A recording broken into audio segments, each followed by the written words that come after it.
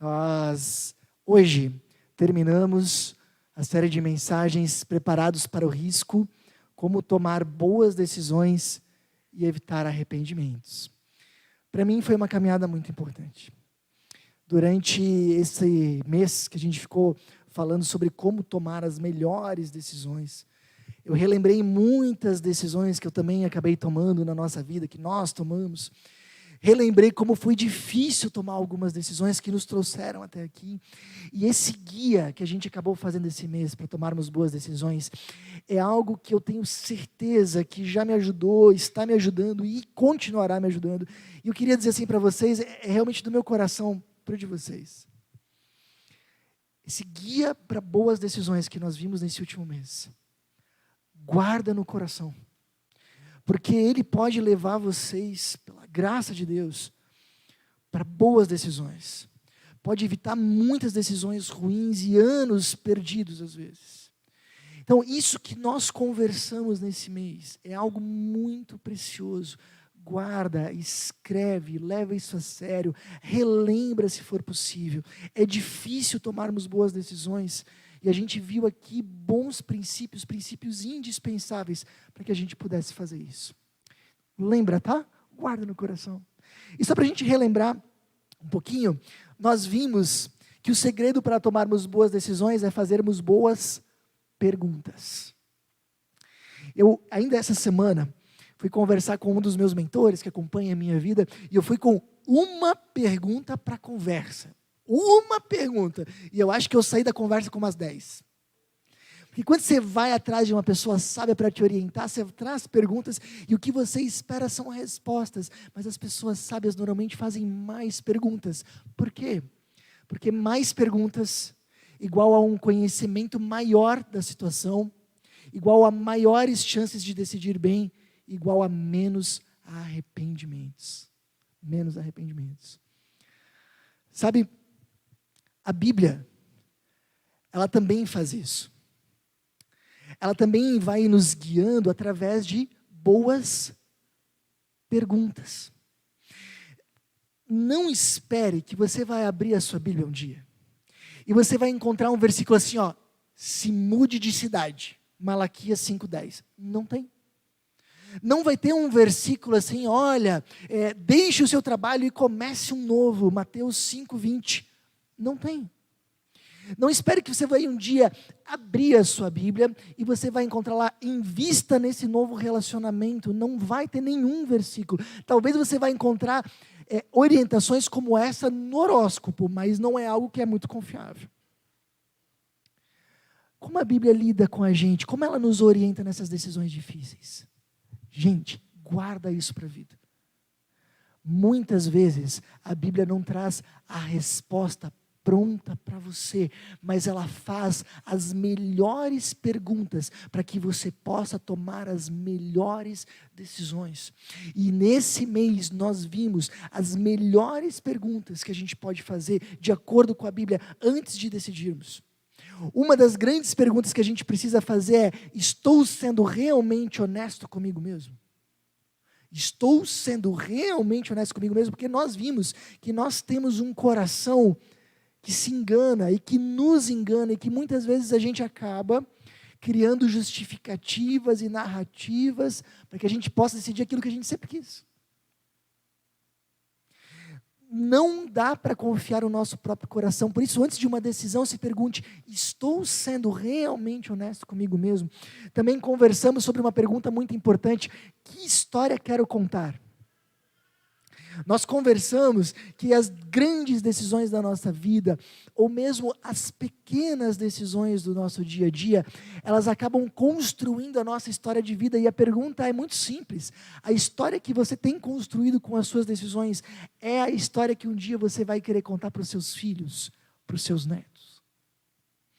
Essa pergunta ela é muito simples, mas ela nos leva para caminhos de honestidade, de integridade, de caráter e de relevância. Nos ajuda a fazer diferença na vida dos outros. Terceira pergunta que nós vimos, na semana passada, inclusive: qual é a opção mais sensata? Existem muitas decisões que a gente pode tomar que não são necessariamente erradas, mas não são sábias. porque nos aproximam demais de decisões erradas, nos aproximam demais de situações ruins. Então, uma boa pergunta antes de tomar uma decisão é se perguntar qual é a opção mais sensata, a opção mais sábia. Se você perdeu qualquer uma dessas mensagens, cada uma dessas perguntas, ela fez uma mensagem onde a gente contextualizou, deu exemplos, aplicou e fez um trabalho bem legal. Todas essas mensagens estão no YouTube da igreja, estão no Spotify da igreja e também estão na nossa página milkchapecó.com.br. Dá uma olhada lá. Se você não esteve em alguma dessas mensagens, assista. E seria muito legal se a gente pudesse, inclusive, assistir novamente algumas. Antes de tomar decisões, se faça essas 3 perguntas e mais a pergunta que nós vamos ver hoje. Para ela, eu queria perguntar para você, o que você sonha para o seu futuro? Como você se imagina daqui a 10 anos, 20 anos, 30 anos? Já parou para pensar nisso? Eu sei que algumas pessoas aqui se imaginam na praia, aproveitando o sol, o mar, uma boa água de coco e uma vida tranquila. Sei que outras pessoas aqui se imaginam no campo, acordando cedo, tirando o leite de uma vaquinha, bem tranquilo. Para algumas pessoas, por incrível que pareça, isso é um sonho de vida. Tudo bem, não é? Tranquilo. Algumas pessoas se imaginam vivendo na cidade, no meio desse vucu-vucu, buzina, sirene, fumaça, caminhão de lixo, tirando lixo de manhã cedinho. Então, algumas pessoas que se imaginam assim. Eu não sei o sonho de vida de todos vocês, de alguns eu até sei. Mas eu tenho certeza sobre uma coisa. Todos, seja as pessoas que nos assistem, seja as pessoas que estão aqui conosco, todos, sem nenhuma exceção, no seu sonho de vida, querem ter pessoas por perto. Verdade ou mentira? Todos nós, no campo, na cidade, na praia, seja lá onde for, queremos ter pessoas por perto, sejam amigos, seja o nosso companheiro de vida, nossa companheira, nosso marido, nossa esposa, sejam os nossos filhos por perto, nossos netos, mas todos nós queremos ter pessoas por perto. Por quê? Por quê? Porque lá no fundo, nós sabemos que são os relacionamentos que realmente importam. O que realmente importa na vida são os relacionamentos. Basta que uma pessoa que a gente ama e fique realmente doente, que a gente está disposto a literalmente gastar tudo que nós temos para salvar a vida daquela pessoa. Por quê? Porque o que importa são os relacionamentos. Se você vê uma pessoa no seu leito de morte, eu já acabei vendo algumas, você não vê nenhuma pessoa nos seus últimos dias de vida dizendo: me tragam os meus diplomas, eu quero abraçar eles mais uma vez. Você não vê nenhuma pessoa dizendo: saca o dinheiro da minha poupança e deixa ele aqui pertinho, porque eu quero morrer pertinho do meu dinheiro. Nenhuma pessoa você vê dizendo isso. Agora, praticamente todas as pessoas do seu leito de morte dizem: onde é que estão os meus filhos? Eu quero estar perto deles nesse momento. Onde é que está o meu marido, a minha esposa? Eu quero ele aqui. Onde é que estão os meus amigos? Ah, como eu queria estar junto com eles. Porque o que importa na vida são os relacionamentos. A gente sabe disso. Às vezes a gente esquece disso. Mas às vezes a gente também é lembrado disso. E a última pergunta que nós vamos ver, ela é justamente para construir essa parte tão importante da nossa vida, as nossas relações. Uma pergunta dedicada a isso, aos nossos relacionamentos. Essa pergunta que a gente vai ver hoje, ela tem a capacidade de, se você é solteiro, te ajudar a encontrar alguém. Não é garantia, gente. Não é milagre, mas te ajuda. Se você é casado, pode te ajudar muito a envelhecer ao lado da pessoa que você ama. Que sonho. Se você tem filhos, a pergunta que nós vamos ver hoje pode te ajudar a manter o coração deles perto do teu a vida inteira. A pergunta que nós vamos ver hoje pode te ajudar a criar as melhores relações da sua vida. E, inclusive, se você tem alguma relação que se desgastou ou se rompeu, a pergunta que nós vamos ver hoje vai ajudar você, eu, a reconstruirmos essa relação. Uau!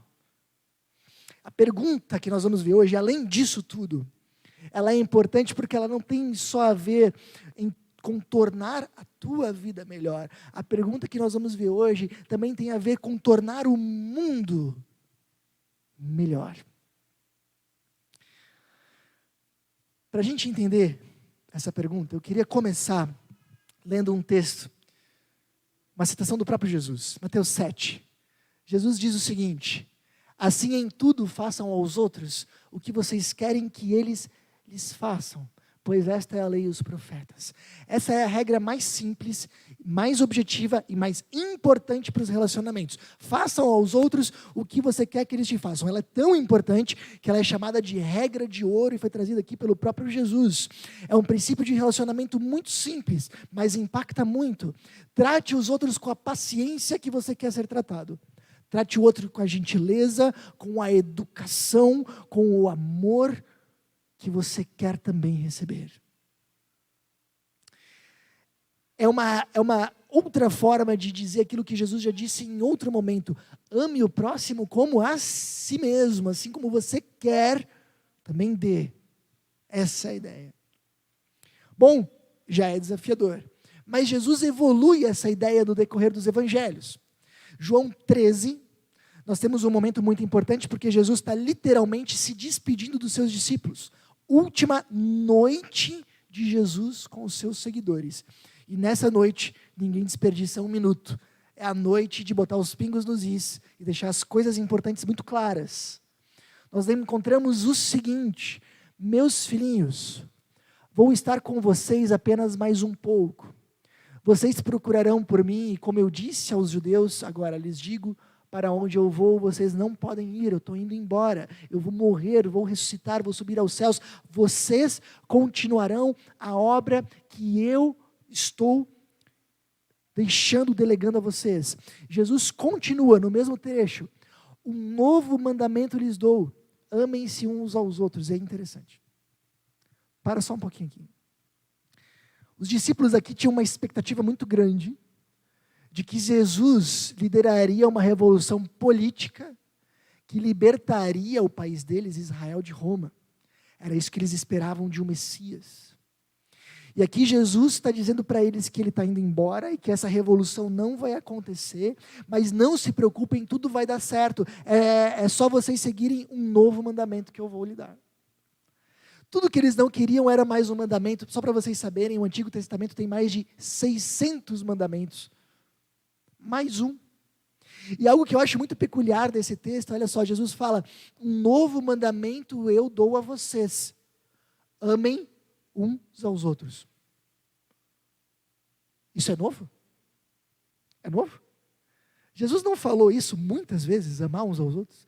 Jesus não falou, praticamente não perdeu nenhuma oportunidade de dizer para os discípulos amarem uns aos outros. Como é que é um novo mandamento eu dou para vocês, amem-se uns aos outros. A novidade está aqui naquilo que segue, olha só. Amem-se uns aos outros, como eu os amei, vocês devem amar-se uns aos outros. Aqui mudou. Espera aí. Qual que era o mandamento anterior? Amem como vocês querem ser amados. Qual é a referência do amor? Eu mesmo. Agora, Jesus não está dizendo ame como você quer ser amado, está dizendo ame como eu te amo. Há uma gigante diferença, e vocês vão perceber isso. Se eu disser assim, olha, se Jesus dissesse para mim, Jorge, ame a Susan como você quer ser amado. Ok, já é um amor legal, é bom, já é bom. Agora, se Jesus diz para mim, ame a Susan como eu te amo. Vocês percebem que tem um salto muito grande. Não é amar como eu quero. Não é amar como eu gostaria de receber. É amar como Jesus me ama. Eu fico imaginando Como os discípulos devem ter recebido isso? Porque os discípulos tinham uma história com Jesus. Uma história pessoal e muito interessante. Por exemplo, Mateus, que era um dos discípulos de Jesus, ele era um coletor de impostos e era uma pessoa desprezada naquela época. Então, um coletor de impostos era literalmente tido como um traidor, porque ele coletava impostos para o país que estava dominando eles. As pessoas literalmente excluíam, a pessoa não podia entrar na igreja, as pessoas cuspiam quando ela passava. Já imaginou isso? Mateus era um cara desses. Quem nunca viu uma recomendação, a série The Chosen, está disponível na Netflix, fala disso de uma forma muito interessante e real. Anota aí, The Chosen. E aí Jesus chega para esse cara, que ninguém queria saber, e diz: vem, eu quero você como meu seguidor, um dos meus 12 seguidores principais. Quando Mateus ouve Jesus dizendo isso, ame os outros como eu amei você, ele deve ter pensado algo assim: Jesus não desistiu de mim quando todos desistiram. Jesus continuou acreditando em mim quando ninguém mais fazia. Jesus me olhou quando todo mundo desviava o rosto. Jesus me amou quando todos me desprezavam.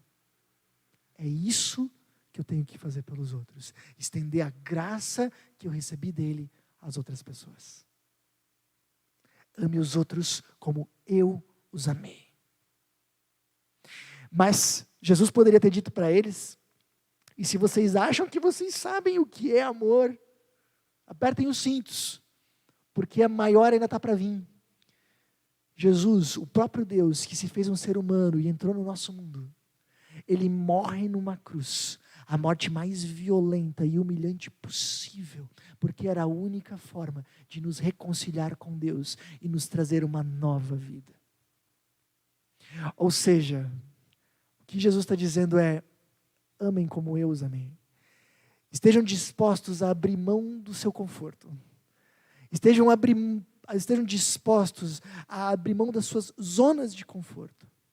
Vão ao encontro das pessoas e ajudam e sirvam elas de uma forma muito concreta nas suas necessidades. Amem da mesma forma como eu os amo. Bom, e aí Jesus arremata esse texto dizendo: com isso todos saberão que vocês são meus discípulos, se vocês amarem uns aos outros. O que uma pessoa vai dizer? Olha só o George, ele é um seguidor de Jesus, olha quantas vezes por semana ele vai na igreja. Não, não é isso que nos distingue como seguidores de Jesus, embora ir na igreja é muito importante. Olha só o George, olha só a maneira como ele se veste, deve ser um seguidor de Jesus. Não, não tem uniforme para seguidor de Jesus. As pessoas deveriam olhar para nós e dizer: olha como eles amam. Olha como eles amam. Olha como eles se sacrificam pelos outros. Olha como eles se doam pelos outros. Olha como eles saem das suas zonas de conforto para servir as pessoas que precisam. Devem ser seguidores de Jesus. Isso é o que nos distingue como seguidores de Cristo. Assim, a nossa última pergunta é: qual é a decisão mais amorosa? Jesus, o próprio Jesus falou que a principal característica que nos identificaria como um seguidor dele é o amor. Nós sabemos o quanto os relacionamentos são importantes. Então se pergunte, qual é a decisão mais amorosa? Sabe o que é interessante? Nós sabemos o quanto os relacionamentos são importantes. Mas na hora de decidir, muitas vezes, a gente não leva eles em consideração. Verdade ou não? Quando a gente vai se mudar de cidade, praticar essa pergunta significa não só se perguntar: que cidade eu vou ganhar mais? Em qual cidade eu vou viver de forma mais confortável? Antes de se mudar de cidade, se pergunte também: qual lugar vai ser melhor para os nossos relacionamentos em família? Que lugar vai fazer bem para que a nossa família se torne cada vez mais próxima e não mais distante. Qual vai ser? Coloque isso como critério. Imagine, por exemplo, você chega em casa cansado. E tudo que você quer, sexta-feira, é sentar naquele sofá e futucar no sagrado celular, certo? Mas chegam os seus filhos e você sabe que você não conseguiu dar muito tempo naquela semana. E eles, de repente, puxam ali a sua camiseta e dizem, vem brincar, papai, vem brincar, mamãe. E aí você fica naquela, e agora? O que eu faço? Mas eu estou cansado, mas eu não sei o quê. Se pergunte, qual é a decisão mais amorosa nesse momento? Ou, por exemplo, antes de trocar de um trabalho, qual é a grande pergunta que a gente faz? Onde eu vou ganhar mais? O que vai ser melhor para a minha carreira? O que vai representar um passo maior na minha carreira? Nós, como seguidores de Jesus, deveríamos perguntar qual é a decisão mais amorosa, ou seja, em qual trabalho eu posso fazer mais diferença? Em qual trabalho eu posso tocar mais o coração das pessoas? Em qual trabalho eu posso ser mais usado por Deus para impactar o mundo? Se pergunte isso também. Marido e esposa brigaram. Isso é normal, né? Faz parte da vida de casado. Tiveram aquela discussão. E de repente está um para cada lado da casa. E aquele silêncio gelado, com palavras no ar, mas ninguém diz. Conhece essa situação? Às vezes, não, às vezes. E aí você fica naquela, não, eu só vou falar se ela falar. E aí ela está lá, não, eu só vou falar se ele falar. Quer ver uma forma de você terminar com isso? Qual é a decisão mais amorosa? Qual é a decisão mais amorosa? Não orgulhosa, amorosa. Uma briga com um irmão que durou anos. E você fica naquela, manda uma mensagem para tentar reconquistar, reconciliar. Ou fico na minha, e ele que venha. Se pergunte, qual é a decisão mais amorosa? E você vai saber a resposta. Gente, essa pergunta é absolutamente crucial. E eu tenho certeza de que se eu digo para vocês assim, qual é a decisão mais amorosa? Vocês vão saber o que fazer em 90% das vezes, eu acredito talvez 100, mas pelo menos 90% das vezes vocês vão saber o que fazer. Agora talvez, deixa eu explicar um pouquinho melhor para que vocês entendam o que fazer naquelas 10%. Eu acho que é importante nos dias de hoje a gente entender o que é o amor. A Jéssica fez essa grande pergunta na saudação, muito boa pergunta. O que é o amor? Porque às vezes a gente vê pais que acham que amar é dizer sim para tudo. Amar é agradar, amar é nunca deixar o meu filho chorar por motivo nenhum. Isso não é amar, isso é carência. Carência. Às vezes a gente pensa que amar é querer ter perto, amar é ter um sentimento gostoso. Aliás, amar é um sentimento. Deixa eu dizer para vocês. Quando a Bíblia fala que Deus é amor, isso não significa que Deus é igual à nossa experiência de amor. Significa que quem Deus é, define o que é amor de verdade. Pegaram essa? Deus é amor não significa que Deus é igual à minha experiência de amor. Significa que quem Deus é, define o que é amor de verdade. Então, quando nós olhamos, complementando isso, um teólogo chamado John Stott fala, se você quer uma definição do que é amor, não vá ao dicionário, vá ao Calvário. Vá onde Jesus morreu. Ali você vai ver o que é amor de verdade. E a gente entende o que é o amor vendo quem Jesus é e o que Jesus fez. E aí a gente entende o que Jesus falou para os seus discípulos. Porque ele fala, como eu amei, vocês também têm que amar os outros. Ele está dando o modelo, e o modelo é Ele mesmo. O amor de verdade é Ele. Olhe para Jesus, para a maneira como Ele morreu por nós na cruz, como Ele abriu mão de tudo que era importante, por amor a você. Olhe para Ele, para a maneira como Ele não, independente do que Ele sentiu, Ele se entregou, Ele te serviu. E você vai entender o que é amor. Jesus nem sempre quis estar perto de algumas pessoas, ele teve dificuldades com alguns religiosos, inclusive. Jesus não disse, não disse sim para todas as pessoas em todas as situações, ele disse não também. Mas em nenhum momento, Jesus fez algo que não fosse para o bem de alguém. Dá para entender? Amar é dizer não. Algumas pessoas têm dificuldade. Já ouvi pessoas vindo para mim dizendo assim, eu tenho um irmão que é dependente químico, problema com drogas, e ele me pediu dinheiro. Eu não queria dar, mas eu acho que eu vou dar. Porque ele tem me deixado, tem me feito sentir culpado. E eu acho que se eu não der o dinheiro pode ser pior ainda, gente. Amar é dizer não. Quando é para o bem daquela pessoa. Faz parte. Para entender isso. Amar é ver uma necessidade. Não ficar indiferente. Fazer algo e servir. Isso é amar.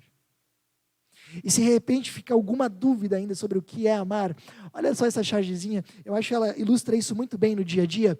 Você imagina ali, o marido chega e coloca o tablet no carregador, chega a esposa, a bateria está carregada, incrível. E na outra situação, na mesma manhã, a esposa vai lá e varre a sacada, e o marido chega lá e diz, uau, aqui fora está tão agradável. Na outra situação, no mesmo dia, o marido vai lá, vê a cafeteira vazia e diz, eu vou fazer um café. E aí chega a esposa lá e diz, tem mais café? Que delícia. Naquele mesmo dia, a esposa vai lá e acende uma velinha com cheiro, e o marido vem e diz, que cheiro bom. No final da manhã, eles conversam e dizem, tudo está indo tão bem essa manhã, não é maravilhoso quando isso acontece? Amar é isso. É não se perguntar se o outro merece. É fazer algo por ele. É servi-lo nas suas necessidades. É ir ao encontro. Mas eu não me sinto muito bem, eu não me sinto muito disposto. Não tem problema. Vai e faz. Assim como Jesus foi e fez. 1 Coríntios 13, versículos 3 a 7. Paulo define muito bem o que é amor. Ele diz, assim não importa o que eu diga, do que eu creia, ou o que eu faça, sem amor eu estou falido. O amor nunca desiste, o amor não desiste, o amor continua investindo, o amor não trata relacionamentos como um copo descartável, amassa, joga fora e começa outro. O amor não desiste. O amor se preocupa mais com os outros do que consigo mesmo, de verdade. Ele está mais interessado nos outros. O amor não é aquele que chega em casa e só consegue enxergar o seu cansaço. Ele olha para sua esposa, para o seu marido e pensa, será que ele está cansado? Será que ela está cansada? Como é que foi a semana dele? Como é que foi a semana dela? O amor não quer o que não tem. O amor está feliz com o que tem. O amor é grato. O amor se alegra com as coisas boas que tem na sua vida. O amor não é esnobe, o amor não tem a mente soberba, não fica se orgulhando, não quer mostrar o que tem, ele não precisa, ele já é grato a Deus. Ele não precisa mostrar o que tem para que os outros formem uma opinião sobre si, não é o amor fazendo isso. O amor não se impõe sobre os outros, vai ser assim e pronto. O amor não age na base do eu primeiro. Paulo continua, o amor não perde as estribeiras. Se alguém começou a falar alto, a gritar, a xingar e a desenterrar coisas do passado, não é mais o amor falando.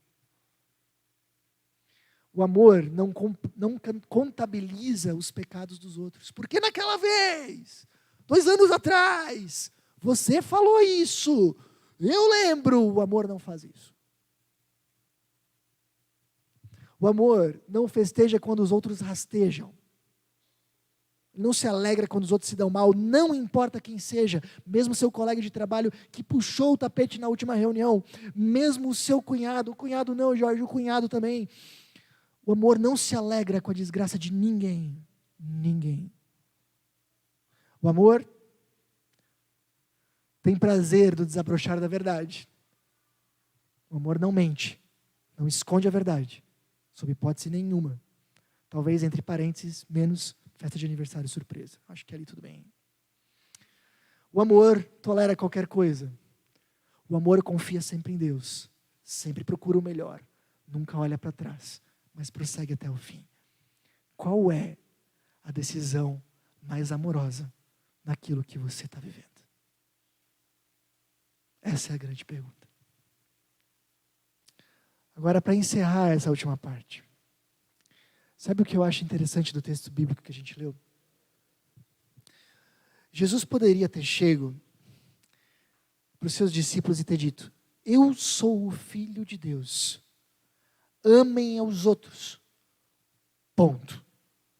Poderia ter dado carteiraço, ele poderia ter usado a sua autoridade divina para mandar os discípulos, mas ele prefere inspirar pelo seu exemplo. Como eu amei, amém também. Eu acredito que se a gente quer de repente tocar a próxima geração e ensinar os nossos filhos e netos a amarem, essa vai ser a forma. A gente não vai poder bater na mesa e dizer amém. A gente vai ter que dizer amem os outros como eu os amo. A gente inspira pelo exemplo. Segunda coisa que eu acho muito interessante desse texto, aliás, mais uma coisa que eu acho muito interessante desse texto, é que quando Jesus fala amem como eu os amei, ele não está dando só o modelo. Não sei se você percebeu, mas Jesus está dando também a fonte. João, um dos apóstolos que estava nesse dia e ouviu isso de Jesus, ele escreveu alguns anos mais tarde: nós amamos porque ele nos amou primeiro. A gente ama as pessoas naturalmente, mas a gente ama esperando alguma coisa em troca, certo ou não? Eu amo, mas eu quero de volta também. Eu dou um abraço, mas eu quero abraço. Eu ajudo, mas eu também quero ser ajudado. E a gente vive isso em todos os relacionamentos. O casamento às vezes é assim, eu faço isso, eu lavo a louça, mas você vai ter que ir para mim. A gente faz isso com os nossos amigos. E aí a gente começa a perceber uma coisa.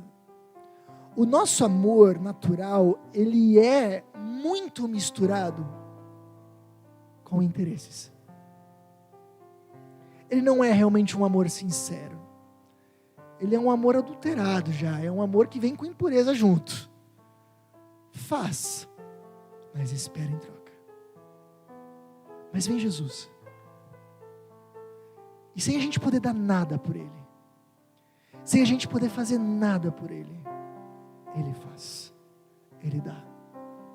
A gente não tinha nada para oferecer, a gente não tinha nada na mão para dizer, isso eu dou em troca da cruz. Não tinha, a gente estava perdido, morto nos nossos pecados. Mas Ele, sem faltar nada, Ele não estava carente lá no céu, dizendo, como eu queria a atenção dessas pessoas. Não lhe faltava nada, Ele tinha o amor do Pai e do Espírito. Mas Ele vem para entregar, somente entregar. E quando a gente recebe esse amor dele, a gente descobre uma coisa: que nós não precisamos mais do amor que vem dos outros. Eu não preciso mais dos aplausos dos outros, porque o único olhar que realmente importa já está sobre mim, o olhar do meu Criador. E quando a gente percebe isso, é como se dentro de nós tivesse um tanque de amor. E esse tanque está sempre meio vazio, porque ele depende do amor que a gente recebe das outras pessoas, e muitas vezes o amor que a gente recebe das outras pessoas, ele não é o suficiente, não é tanto quanto a gente gostaria, a gente se frustra com isso.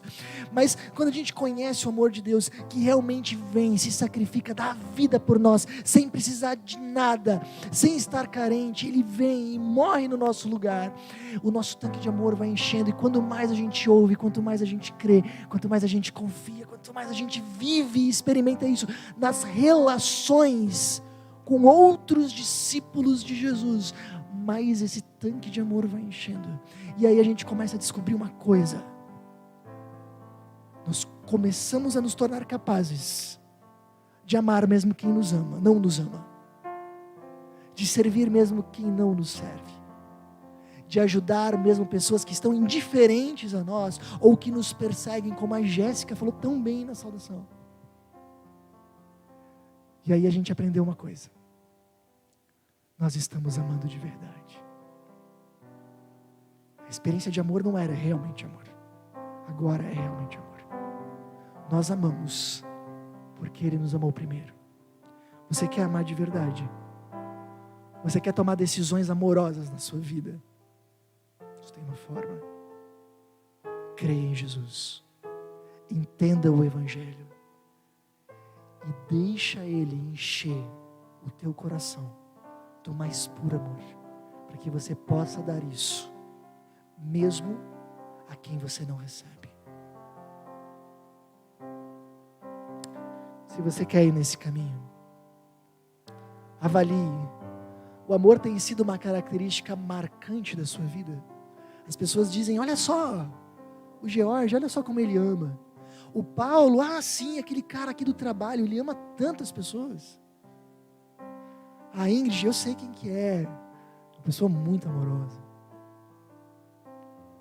O amor é uma característica marcante na sua vida, porque deve ser uma característica marcante dos discípulos de Cristo.